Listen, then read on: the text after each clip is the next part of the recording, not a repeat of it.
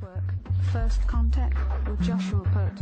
Good morning, Earthlings. Good. How you doing today? Good. How you doing today? Welcome to First Contact Radio. Welcome to First Contact Radio. To talk about all these things I'm talking about is because in life, everything is energy. Every single thing that's out there. Yo, it's First Contact with Joshua Poet. He's the man on the mic, just in case you didn't know it. Covering news from all around the globe, from the weather and space to UFOs.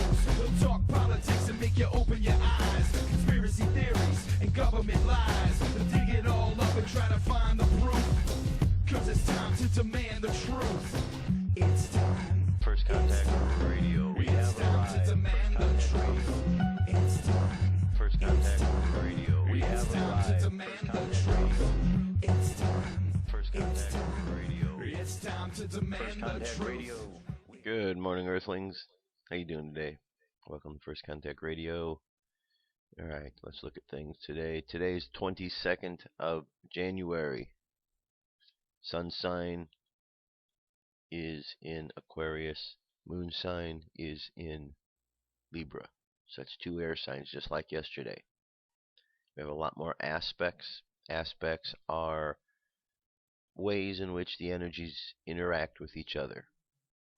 The ways in which the energies from the planets interact, bounce off, reflect off each other. There's squares, there's triangles, and others as well. And what we do is we look at the ways these energies are working with each other to be able to add into the mix of what's taking place energetically that day. So we know that we have the sun sign in Aquarius. So we understand about Aquarius and the futuristic ideals of the Aquarian attitude. And then we have the sign of Libra, an air sign, which is all about words and actions, balancing out our karmic past. And then we have these various aspects for the course of today. So we've gone past this first one, so we've got a couple of squares. Squares are lessons. It's, the energy comes to a block, and we have to get around that block to learn what the lesson is. So there's a lesson between Jupiter, which is expansion, and here Libra. So what happens is we're going to take this idea of Libra, the idea of the karmic balance, of divine justice, and we're going to expand that outward. And when things get expanded, sometimes things can be good, sometimes not so much, because suddenly there's a lot more to deal with. So with this expansion, we just need to be aware that it is expanding the energy fields around us, that we really are aware of how we use our words and our actions. We don't get so caught up in the expansion that we just start spouting things out. We just need to be aware, pay more attention to ourselves during those phases. Also, we have another block that goes on between our imagination and our Libra side. So this is a little bit later.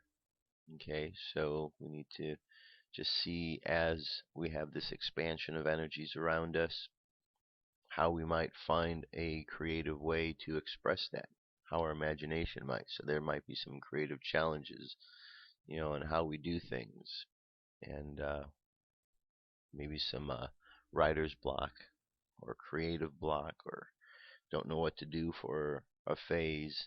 But if you use your imagination, we can come through that phase in a good way, learn a lot from it. And then later this evening, there's a nice, good, harmonious energy between this communication and Mercury. So it would appear that there's a progression, that as our energy fields expand, and we have to apply our imagination how to use it. When we do that, we get past these blockages that are there, and then later tonight we enjoy some harmony as we're able to communicate what it is that was expanded, imagined, and now communicating. Alright, does that make sense to you? I hope so. It makes sense to me. But one of the things about astrology is kind of cool is that you look at things, everything has a meaning. Everything's also very personal. So you'll be able to take this and apply this to you, what it specifically means. I just kind of give the generalities of what these symbols represent. Alright, this week, let's see, today we've got the 22nd, so what's our sky situation today? The waning moon rises around midnight tonight, very close to Spica, with Mars shining to the upper left. Okay, so when we look up in the sky tonight, this is what we're going to be seeing, a moon like this. Alright, that configuration right there. Okay, says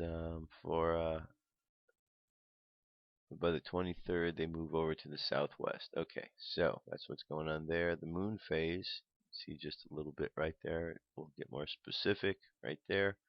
66% of the way. The Mayan Oracle, we're at a 6-tone day, which is called the rhythmic tone. Right here we're at the seed, so we took all this energy. We moved it through the channels. We used our imagination, our subconscious mind, and now we're going to pop it out, a new seed, a new idea. We're going to plant that seed, watch it grow. The phrase for today is I organize in order to target, balancing awareness.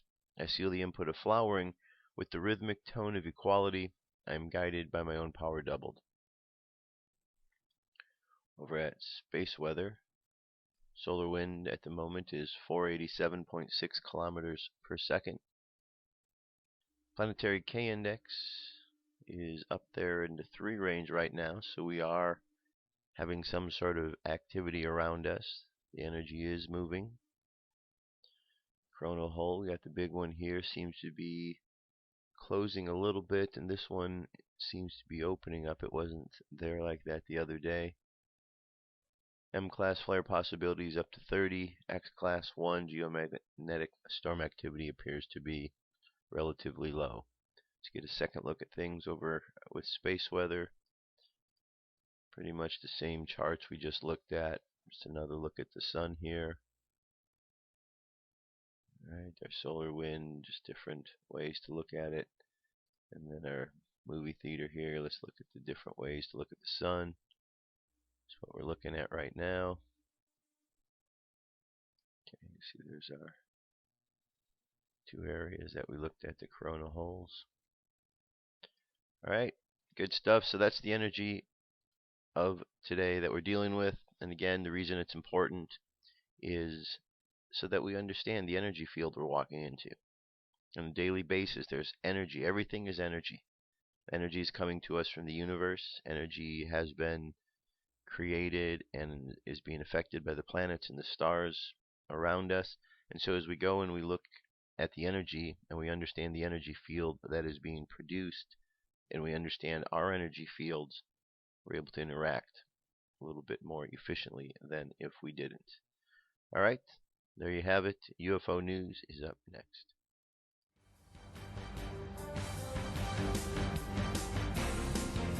This is the UFO News with Joshua Poet. Alright, Dirk. Thank you very much. Today, I have a bunch of stories, so let's get to them. Story number 1. Alright, we heard this story earlier this week. Many UFOs caught flying over Medina, Arabia. Alright, here's one image there. I'm not sure what this is, but it's very interesting. It says these UFOs were seen this week over Medina, and as you can see, they do not have tails and are not burning out like comets. There are 2 different videos recorded from 2 different perspectives, so it tells us 2 eyewitnesses had video. Then there must have been others who saw it also and didn't either upload the video or just didn't record it. Alright. There they go. Very interesting. Okay. Oh, that's a building right there. Okay. A lot of people have seen those, so very interesting. Scroll down, we have some more video here.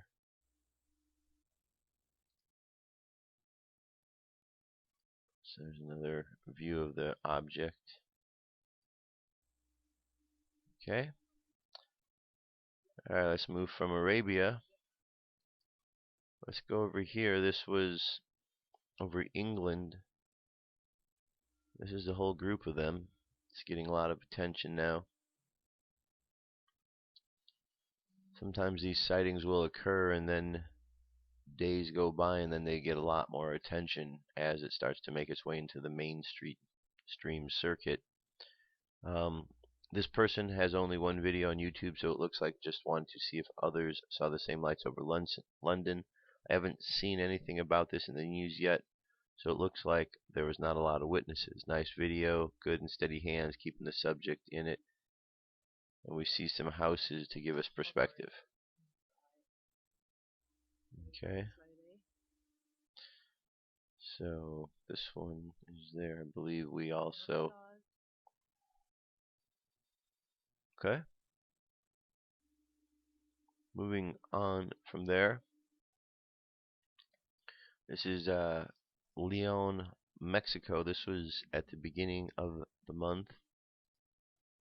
Diamond-shaped object suddenly appeared in front of me before disappearing and changing shape, then flickering and then disappearing.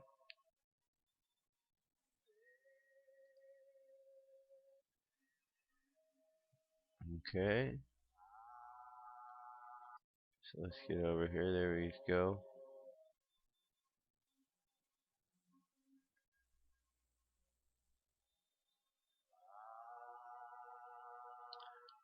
Alright. This is over Mexico, and let's get a nice view of the planets and the stars. There you go. A couple of things just flying right along.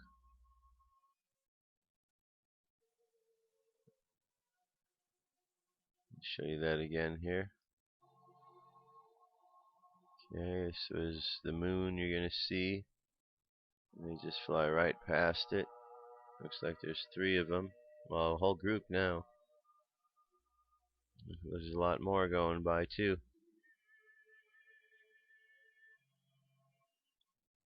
Alright, the whole fleet.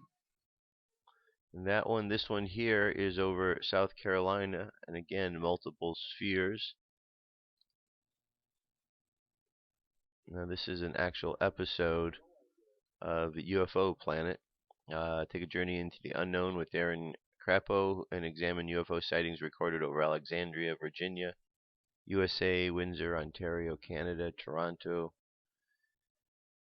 Kelowna, Sacramento, Oregon, Saskatchewan, Saskatoon, and St. Stephen, South Carolina. Alright, so I wanted to make this available for you so you can go check it out. There's a lot of good sightings in here. It's 25 minutes, so get your popcorn ready and enjoy. Alright, this one over here is over Scotland.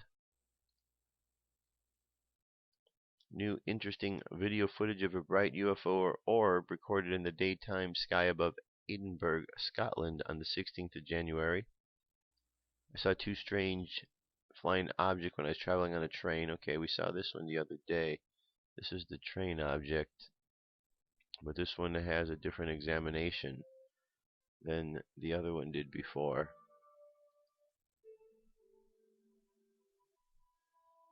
Okay, not those. Those are lights on the window.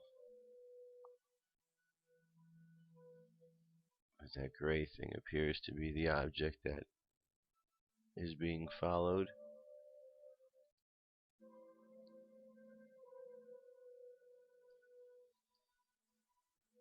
And there you go, right there in the middle. You can see that. Alright, we're going to move on because we looked at that one yesterday. Alright, this is Orange Sphere videotape over ALGECIRAS. Alright, it is no secret that the Bay of ALGECIRAS, the Strait of Gibraltar, and the Campo de Gibraltar have always been sites for UFO activity. However, the debate has been reactivated in recent days on social media due to the sightings of strange balls of intense orange hue seen by residents of ALGECIRAS. The objects moved slowly across the sky. Witnesses claimed that the spheres moved very slowly and gave off an intense color that was clearly visible despite the lack of stars in the night sky. Photographer Cesar Comino was able to record one of these strange spheres, and other witnesses state that they have seen similar lights in the vicinity of Secano, where some vehicles even pulled over to witness the phenomenon. On Three Kings Day, January 6th, similar spheres were allegedly seen in the German city of Bremen and recorded by an amateur cameraman. Images also circulating on YouTube. On October 13, the residents of the development of Almere also witnessed orange-colored orbs coming close to the ground, stopping momentarily and heading out to sea. The spectators defined them as lights of intense orange color that moved slowly to the east. According to the La Voz de Almería newspaper, while this is the first time sighting of this kind occurred in Almería, it is not an unknown phenomena, as it has repeated over the past 3 or 4 years in various parts of the world.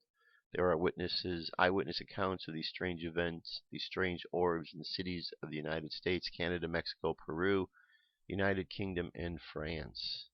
Sightings of unidentified objects with similar characteristics have also been recorded over Spain in recent months in the area of Catalunya or the Comunidad de Valencia.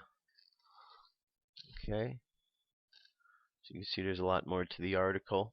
It says witnesses, some of whom have photographed these orbs, stress the characteristics reported elsewhere in the world. Alright, so a lot of stuff going on here. Going to move on to the next piece. This is a full interview, and this is a long interview. This is, I believe, this is over 28 minutes long, but it's well worth your time if you're interested in the ideas of space, time travel, dimensions, all those things. This is an amazing interview with Jaques Vallee on UFOs manipulate time, space, and dimensions. Vallee is noted for co-developing the first computerized mapping of Mars for NASA, and for his work at SRI International and the Network Information Center for the ARPANET, a precursor to the modern Internet. Vallee is also an important figure of studying unidentified flying objects, first noted for defense of scientific legitimacy of extraterrestrial hypothesis, and later for promoting the interdimensional hypothesis. Alright, so we got a full interview here, 28 minutes in length. Let me just play just a clip so you can get a sample of what this is about.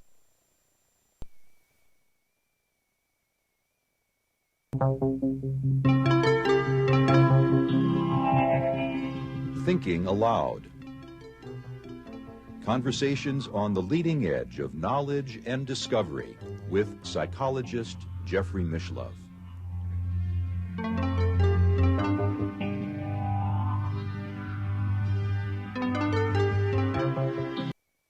I think one of the interesting things to mention about you is the fact that you were the person that Steven Spielberg modeled a character of a UFO researcher on in his classic movie Close Encounters of the Third Kind. I think he was intrigued with the idea of a French scientist running around the United States investigating the UFO phenomena. You've been looking at this phenomenon for a long time. You've worked closely with Dr. Alan Hynek and other UFO researchers. You've written many authoritative books, and yet your perspective on the UFO issue seems rather unique in the sense that you don't seem to be jumping on the extraterrestrial visitors bandwagon. That's what was the main point of disagreement with Steven Spielberg. When I met Steven Spielberg, he was about halfway through filming Close Encounters, and we had a long discussion about what UFOs could be. And of course, for him, the main point of the movie was entertainment, and it was appropriate for the UFOs to be extraterrestrial visitors. I think that from my own point of view, I'm going to be very disappointed if UFOs turn out to be nothing more than visitors from another planet, because I think they could be something much more interesting. Something from another dimension of space or time? I think what the UFO phenomenon is teaching us is that we don't understand time and space. Mm-hmm. Here are objects, I think we have to call them objects, that are physical, that interact with the environment, that cause effects on the witnesses, on the psychology and the physiology of the witnesses, and leave traces on the ground, and yet appear to be capable of manipulating time and space in ways that go beyond what our physics understands today. In your books, All right, so you got an idea of where that's going, what it's about. So I'm going to leave that link there for you. You can check it out. And here is another piece, more evidence of widespread life in the universe, stardust. A sprinkling of stardust is as magical as it sounds. The dust grains that float through the solar system contain tiny pockets of water, which form and then are zapped by a blast of charged wind from the sun. The chemical reaction causing this to happen has previously been mimicked in laboratories, but this is the first time water has been found trapped inside real stardust. Combined with previous findings of organic compounds in interplanetary dust, the results suggest that these grains contain the basic ingredients needed for life. As similar dust grains are thought to be found in the solar systems all over the universe, this bodes well for the existence of life across the cosmos. The implications are potentially huge, says Hope Ishii of the University of Hawaii in Honolulu, one of the researchers behind the study. It is a particularly thrilling possibility that this influx of dust on the surface of solar system bodies has acted as a continuous rainfall of little reaction vessels containing both the water and organics needed for the eventual origin of life. Solar systems are full of dust, a result of many processes, including the breakup of comets. John Bradley of the Lawrence Livermore National Laboratory in California and his colleagues inspected the outer layer of interplanetary dust particles extracted from the Earth's stratosphere. Ultra-high resolution microscopy allowed them to probe the 5 to 25 micrometer specks of dust to reveal small pockets of trapped water just beneath the surface. Laboratory experiments offered clues to how the water forms. The dust is mostly made of silicates, which contain oxygen. As it travels through space, it encounters the solar wind. This stream of charged particles, including high-energy hydrogen ions, is ejected from the sun's atmosphere. When the two collide, hydrogen and oxygen combine to make water. As interplanetary dust is thought to have rained down on early Earth, it is likely that the stuff brought water to our planet, although it is difficult to conceive how it could account for the millions of cubic millimeters of water that cover Earth today. In no way do we suggest that it was sufficient to form oceans, says Ishii. So very interesting. It's a little more. Let me finish this. It says a more likely origin for the huge volume of water on our planet is wet asteroids that pummeled Earth. Comets are also a candidate that the European Space Agency's Rosetta spacecraft, due to send a lander to a comet earlier this year, is tasked with probing their role. However, Bradley's team results are relevant to the quest for life on other planets. The water-producing reaction is likely to be universal, and to happen in any corner of the universe with a star or a supernova, says Ishii. What's more, interplanetary dust in our solar system and in others contain organic carbon. If stardust contains carbon and water, it means the essentials of life could be present in solar systems anywhere in the universe and raining down on the planets. These are the types of processes we expect to occur in other planetary systems, says Fred Cicilla of the University of Chicago in Illinois, who is not involved in the work. Water and organics are not uncommon. So, more things being discovered about the universe, as will continue to happen because the universe is a big place and, well, we don't know everything about it, but we're learning more and more all the time, and that's what's really cool. Alright, I'm going to jump away for a song, and then I'll be back with more information. Here we go. Definitely, this has something to do with the human spirit and the human potential. Yeah, I'd say it's quite spiritual.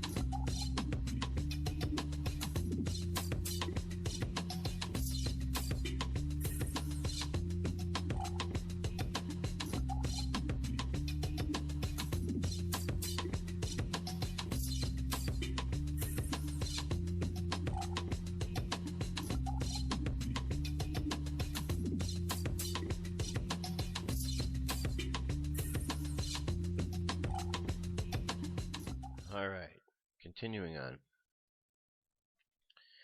So let's jump over and talk about lost civilizations. Lost civilizations. One of UFO Digest readers sent me an article by Graham Hancock, and since you read our articles, you already know of my fascination for lost civilizations, so I thought I would share it. By Graham Hancock.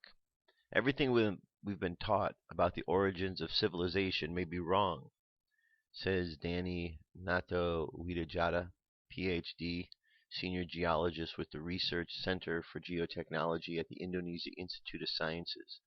Old stories about Atlantis and other great civilizations, lost civilizations of prehistory, long dismissed as myth by archaeologists, look set to be proved true.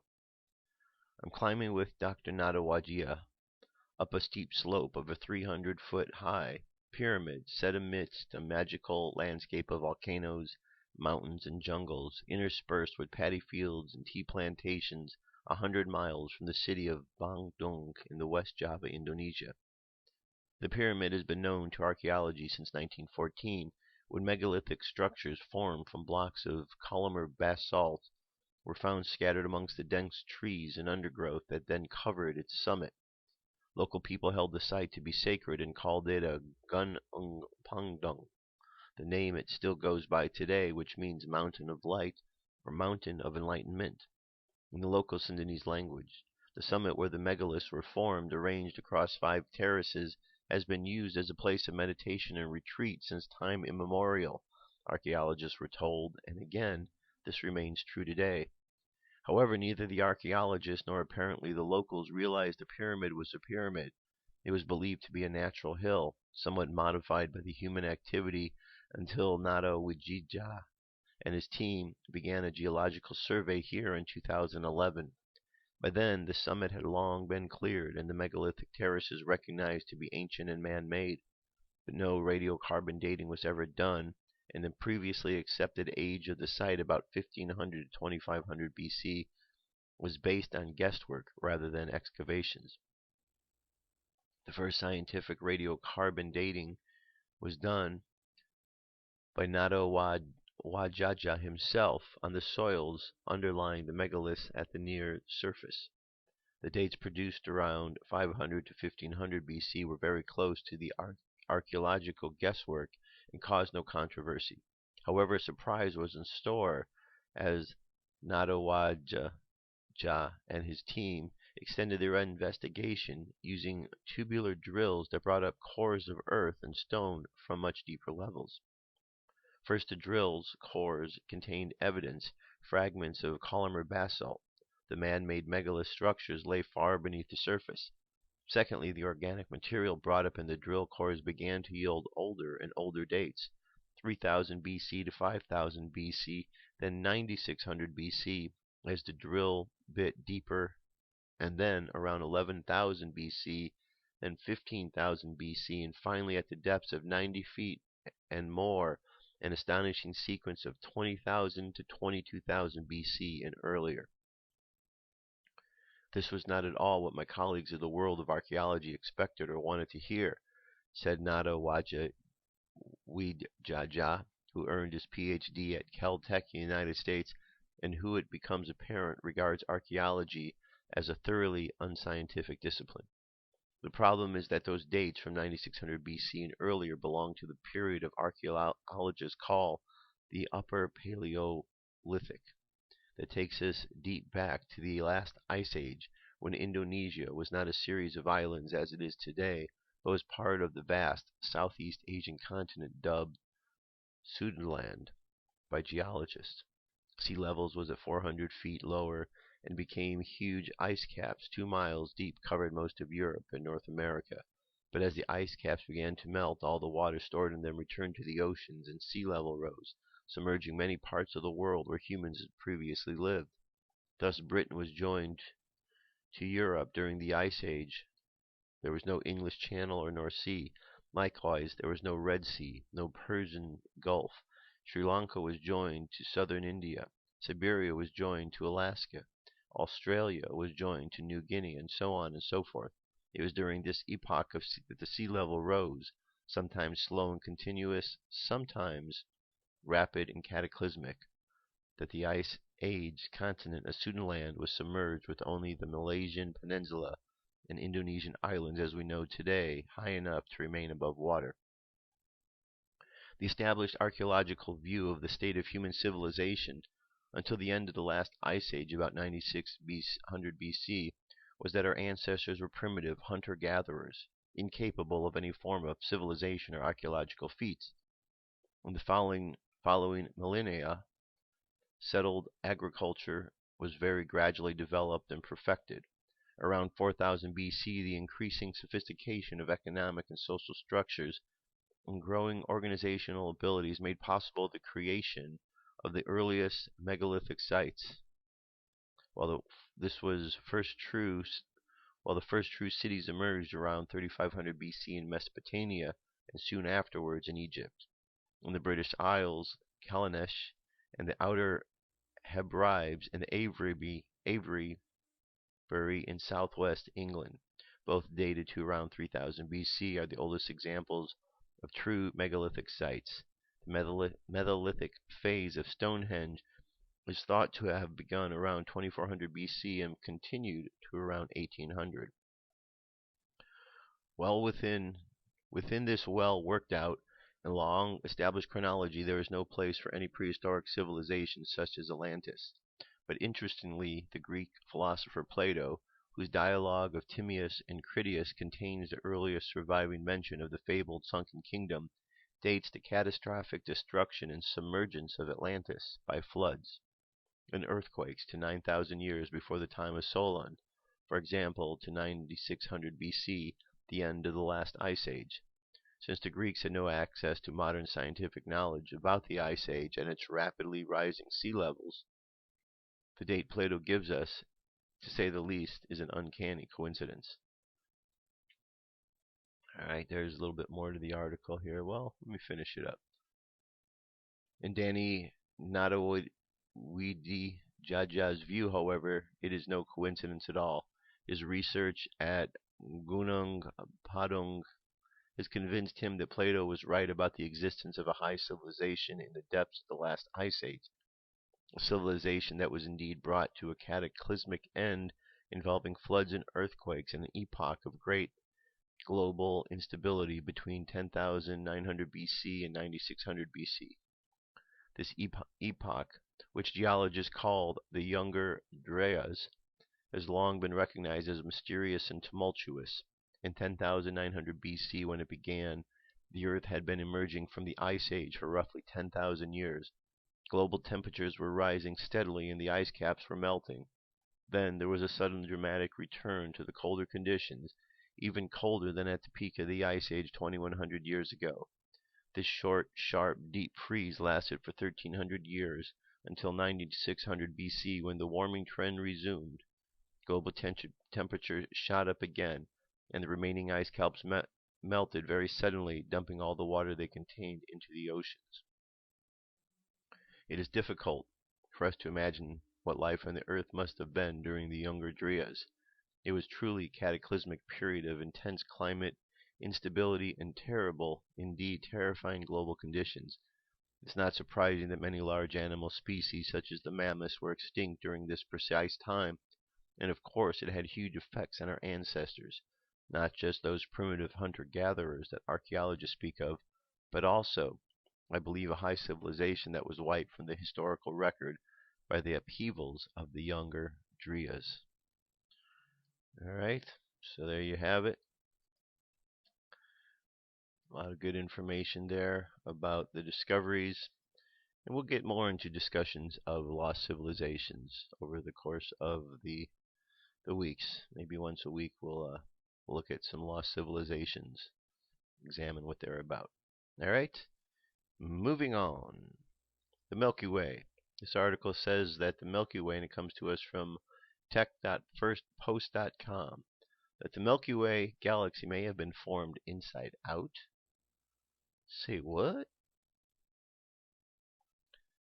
Says, let me see if I can get this thing out of my way here.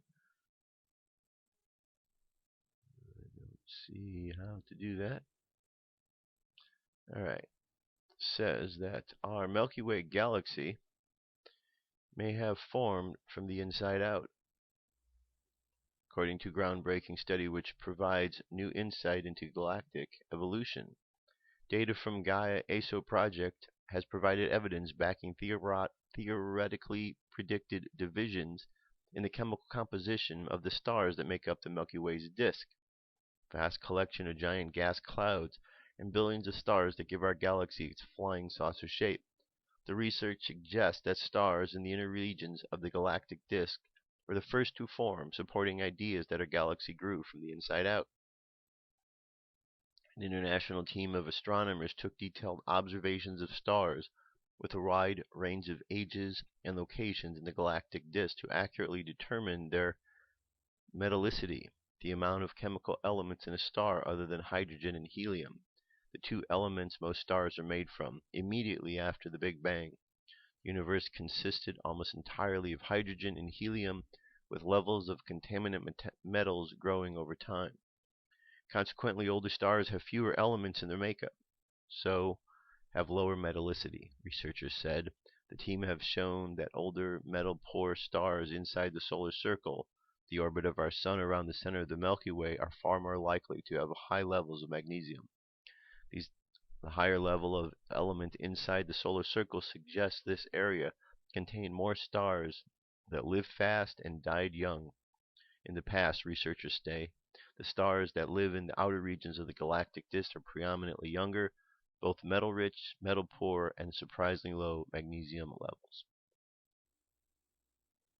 Alright, the discovery signifies important difference in stellar evolution across the Milky Way disk, with very significant, efficient, and short star formation timescales occurring inside the solar cycle, whereas outside the Sun's orbit, star formation took much longer.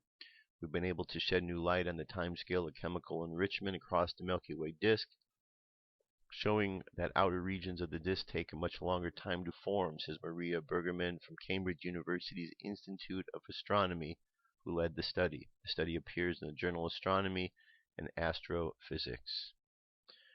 Alright, so again, pretty cool just to see how the universe expands. Science is learning more and more about it. More and more about it all the time. Alright, now other things we're learning about. Have you ever looked up in the sky and you think you see this web that's kind of going around everything? You've probably seen it at different times. Well, here we have a picture of it. Astronomers capture the first image of the mysterious web that connects all galaxies in the universe. Astronomers were able to see a string of hot gas known as a filament that is thought to be part of the mysterious underlying structure that dictates the layout of all the stars and galaxies in our universe. Scientists believe that matter in the universe is arranged into a gigantic web-like structure. This is called the cosmic web. There are signatures of the structure in the remaining radiation from the Big Bang and in the layout of the universe itself. Without some mysterious force pulling visible matter into this web, galaxies would be randomly scattered across the universe, but they aren't. We can see that galaxies are found in groups, and these groups sometimes come together in large clusters. Computer models tell us that these galaxy clusters are linked by long filaments of hot gas and dark matter, a mystery substance that we can't see because it doesn't radiate or scatter light, but that makes up most of the web. It's believed that the gas and dark matter flow along the filaments to form clumps of galaxies where strands intersect. So filaments are important because they represent what the universe looks like on a large scale.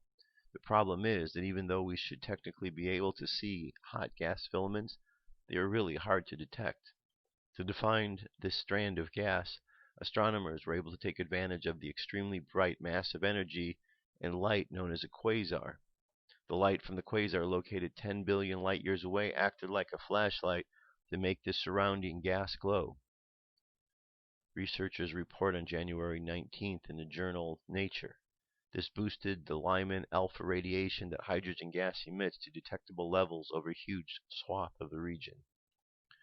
There's a picture right there. The researchers were able to figure out the wavelength of the Lyman alpha radiation emitted by the gas and used the Keck telescope in Hawaii to get an image of that wavelength. What they were able to see is a cloud of gas extending 2 million light years across intergalactic space, the largest ever found. And it wasn't just a diffuse cloud. There are areas where there is more gas and areas of darker, emptier space. The gas-filled areas are filament, while the emptier areas are the gaps between the filaments and the galaxy clusters. This is a very exceptional object, says author Sebastiano Cantalupo, a postdoctoral fellow at U.S. Santa Cruz. It's huge and at least twice as large as any nebula detected before, and extends well beyond the galactic environment of the quasar. So again, pretty cool that our universe is being discovered about what's going on. More discoveries. Here's even more. You've heard the principle of vibration. You certainly heard it if you've read any of the books of the Three Initiates. Talk about the principles and laws of the universe. Well, here's one. They're talking about that. The symphony of life revealed. The strings on a violin or the pipes of an organ. The proteins in the human body vibrate in different patterns. Scientists have long suspected. Now a new study provides what researchers say is the first conclusive evidence that this is true. Using a technique they developed based on Terrat's near-field microscopy, scientists from the University at Buffalo and Hopman Woodward Medical Research Institute have for the first time observed in detail the vibrations of lysome, an antibacterial protein found in many animals.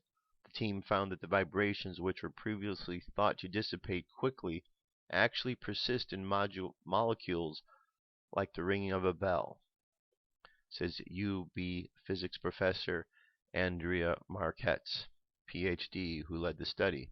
These tiny motions enable proteins to change shape quickly so they can readily bind to other proteins, a process that is necessary for the body to perform critical biological functions like absorbing oxygen, repairing cells, and replicating DNA. The research opens the door to a whole new way of studying the basic cellular processes that enable life. People have been trying to measure these vibrations in proteins for many, many years. Since the 1960s. In the past, to look at these large-scale correlated motions in proteins was a challenge that required extremely dry and cold environments and expensive facilities. Our technique is easier and much faster, she said. You don't need to cool the proteins to below freezing or use a synchrotron light source or nuclear reactor, all things people have been used previously to try and examine these vibrations. The findings will appear in Nature Communications on January 16th, and the publication of information on the research is prohibited until 5 p.m. Eastern Time on that day. To observe the protein vibrations, Markel's team relied on interesting characteristic of proteins, the fact that they vibrate at the same frequency as the light they absorb. This is analogous to the way that the wine glass trembles and shatters when a singer hits exactly the right note. Markel's explained. Wine glasses vibrate because they are absorbing the energy of sound waves, and the shape of a glass determines what pitch of sound it can absorb. Similarly, proteins with different structures will absorb and vibrate in response to light different frequencies. So to study vibrations in lysome, Markel's and her colleagues exposed a sample of light to different frequencies and polarizations and measured the types of light the protein absorbed. This technique, developed with Edward Snell, a senior research scientist at HWI and assistant professor at structural biology at UB, allowed the team to identify which sections of the protein vibrated under normal biological conditions. The researchers were also able to see that the vibrations endured over time, challenging existing assumptions. If you tap on a bell, it rings for some time and with a sound that is specific to the bell. This is how the proteins behave, Markel said. Many scientists have previously thought that a protein is nothing more than a wet sponge like a bell. If you tap on a wet sponge, you don't get any sustained sound. Markel said the team's technique for studying vibrations could be used in the future to document how nature and artificial inhibitors stop proteins from performing vital functions by blocking desired vibrations. We can now try to understand the actual structural mechanism behind these biological processes and how they are controlled. The cellular system is just amazing. You can think of a cell as a little machine that does lots of interesting things. It makes sense. It makes more of itself. It reads and replicates DNA. And for all of those things to occur, proteins have to vibrate to interact with one another. Pretty cool. I think it's very fascinating on one hand that here's this information. It's just confirming, like I was mentioning, the three initiates. Their book was what was the book by the three initiates? All about the energy fields that are out there, and they've been talking the law of vibration. It's been out there for a long time. Esoteric science has certainly referred to this principle of the universe. So to hear current science talking about it, it's kind of cool. All right, so this story right here says, coming together, resolving the disunity paradox. All right. We've all been programmed to look outside of ourselves for the answers for how to solve the disunity paradox we have created. The false ego has been used in every way to keep us trapped from an illusion of self-perpetuating drama. The only way to transform the dark night of the soul is to go within ourselves, to tap into the empathy and compassion of the divine feminine each person carries within themselves. When we connect with each other from the place within, rather than connecting from outside of ourselves, we transform consciousness and thus shift out of the illusion of separation. One of the biggest controllers of the false ego is the Christian religion. There are hundreds of sub-religions within the Christian religion, and each one of these gets to choose which version of the Bible they want to use as their truth. Religion was created to make people look outside of themselves for direction and for answers, and many get a false sense of comfort in worshiping the religious figure of their choice. The New Age movement is a spiritual-based set of doctrine which uses the false ego to mask the puppeteer behind the curtain pulling the strings. It's like watching a movie that feels like you are part of the movie, but when you get up and walk out of the theater, you're no longer part of that experience. It feeds the ego with feel-good explanations of energy and connectedness that can take the focus off the real problem, a smokescreen illusionary trick. The problem with those who relevantly try to pull off the religion or New Age doctrine is that there is a sense of security involved with being in the place of illusion and comfort. The paradox is that these people may be happier with a non-religious person lost in confusion as to why there are so many religions and why none of them feel right. Some people are so passionate about giving their energy away to others in exchange for comfort that they make it the basis of their life and protect it like bulldogs. Another problem is classifying things as New Age, which are not, which closes the door to some things that may help one being to see how to think for themselves. All right, there's a lot more to the article here. But basically, this last part, it summarizes in the world needs compassion and empathy. We really do need to look at the way in which we communicate with each other, because we are disjointed. This unity that we have, it's a disunity. We're not together. If there's one thing that we can probably pinpoint when we consider the ideas of the powers that be and the plans that they have for these events in the world, is that they're organized. And common people who are out there in the world aren't organized. So that's the biggest difference. When people get organized in their thoughts, if we get organized and understand that we're all here, spiritual beings having a human experience, that helps us to organize who and what our purpose is and understand a little bit more the illusions that we're dealing with. Because we do deal with them on a daily basis. Yes, we are living in this world, but we're not of this world. This is an illusion. It's the physical experience to something that has its origin in a much more profound, energetic experience. So we need to look at that, and it will be something that I think we'll all find very pleasing. Okay? And this brings us to a message. Today's is from the Pleiadians. Let me take you over to this. There we go.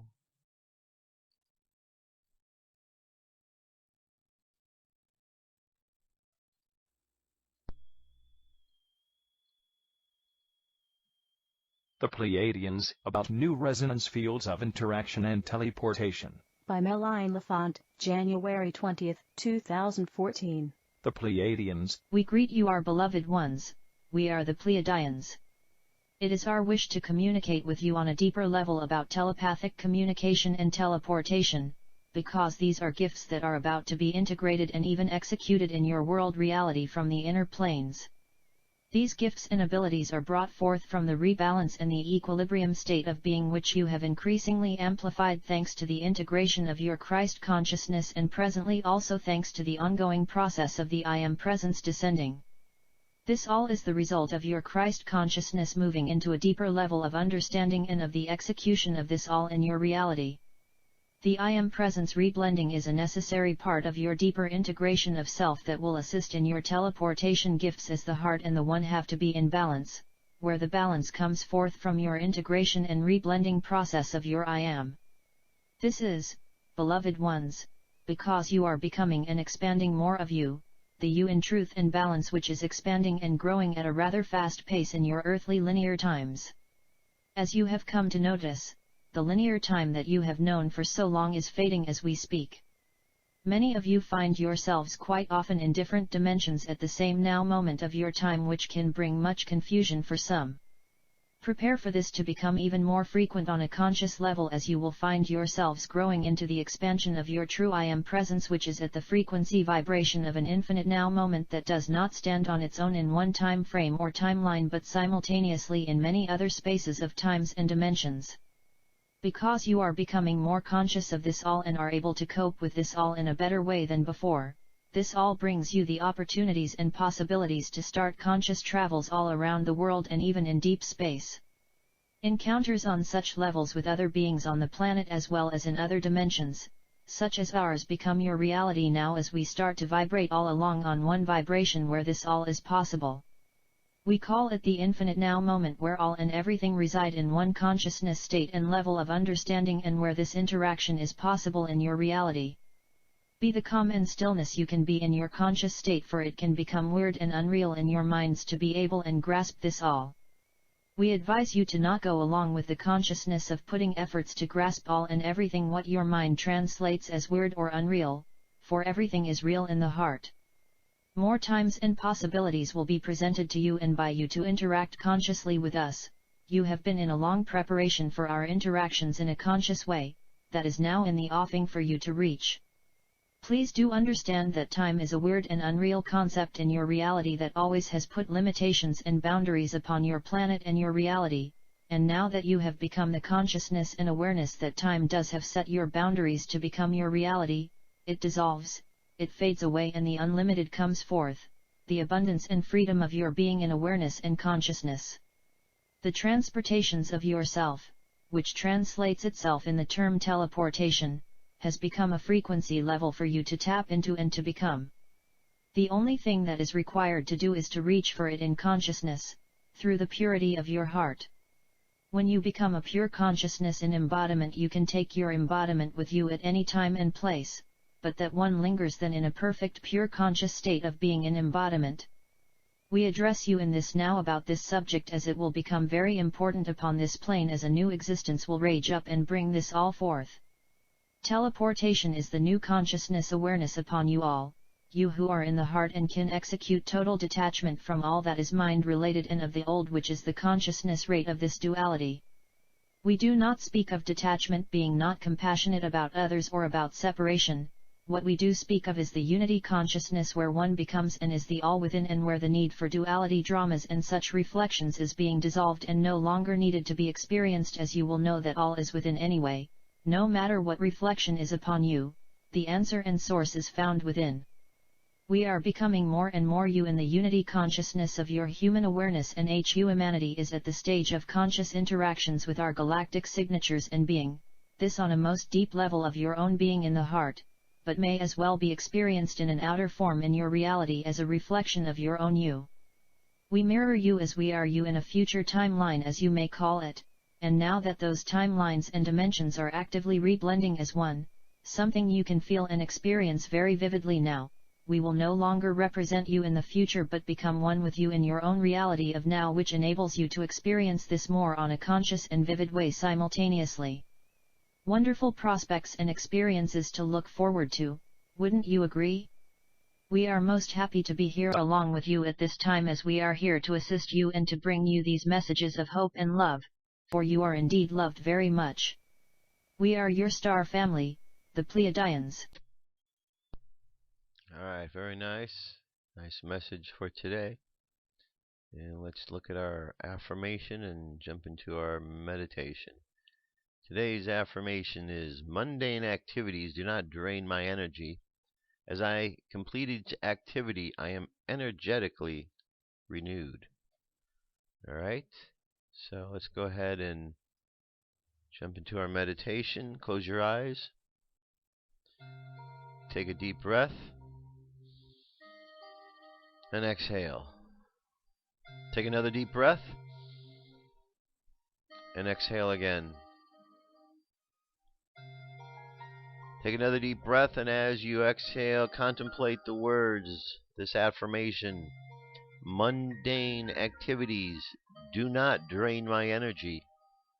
As I complete each activity, I am energetically renewed. Mundane activities do not drain my energy.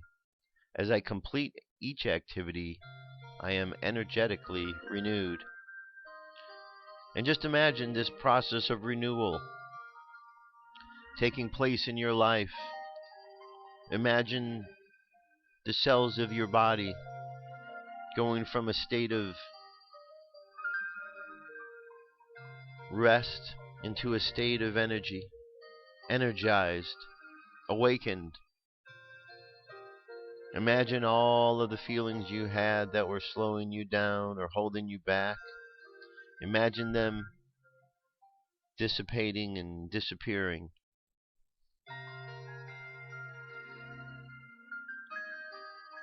Imagine yourself filled with light, and this light moves through each of the chakras: red at the bottom of the spine, orange at the belly button, yellow at the solar plexus, green at the heart, blue at the throat, indigo at the third eye, and violet at the crown.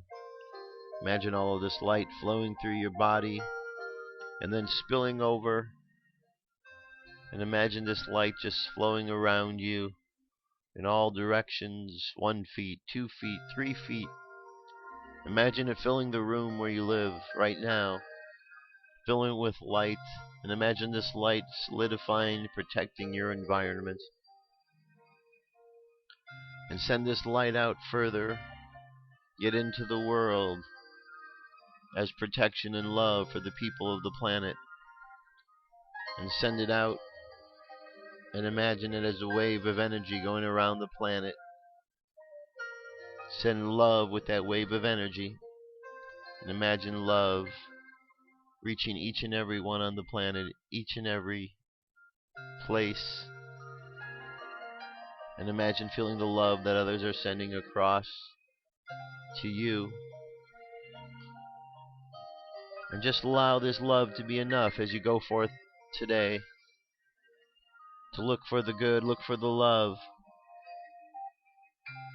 And as you find that love, expand it, so that love takes over all of the doubt that is there and removes it. So be that bearer of love as you go into the world today. Let your subconscious mind continue on that journey, and let's bring the conscious mind back to the present moment on the count of 3. 3, coming back to the present moment filled with confidence. 2, coming back to the present moment filled with faith. And 1, coming back to the present moment happy, healthy, and whole.